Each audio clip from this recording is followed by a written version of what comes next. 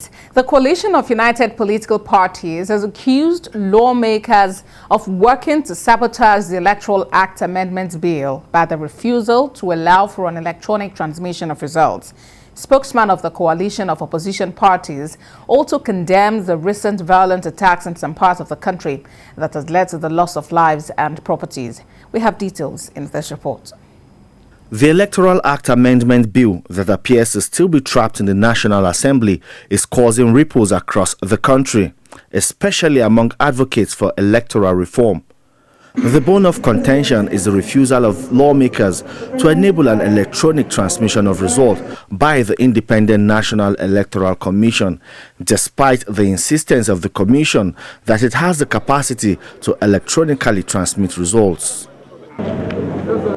Now the coalition of united political parties is raising an alarm over an alleged plot to scuttle the ongoing Electoral Act Amendment Bill and possibly derail the 2023 general election.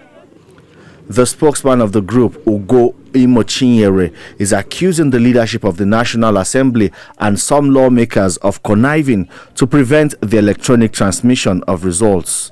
The information at our disposal includes the alleged late-night exchange of incentives to some members of the National Assembly in the Harmonization Committee to see to it that the electronic transmission of results does not see the light of the day. This is an insult on the sensibilities and sensitivities of the Nigerian people, noting that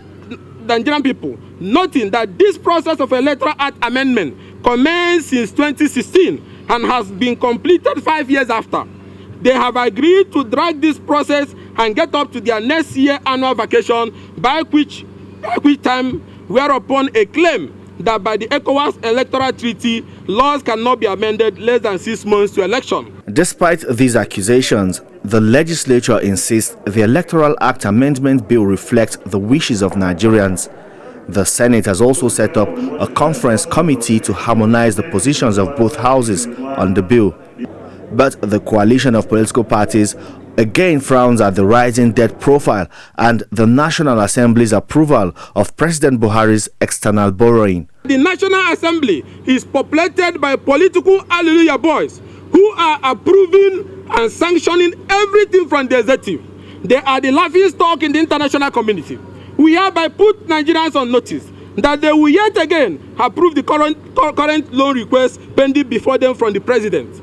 Even when the Nigerian debt burden at its worst level ever, rising up to over 33 trillion, this National Assembly leadership will still approve the request for further borrowing. The coalition commended security forces for their unrelenting efforts in keeping Nigerians safe in the face of fierce attacks from terrorists and other threats to national security. It also urged citizens to keep hopes alive and encouraged eligible voters to register to vote.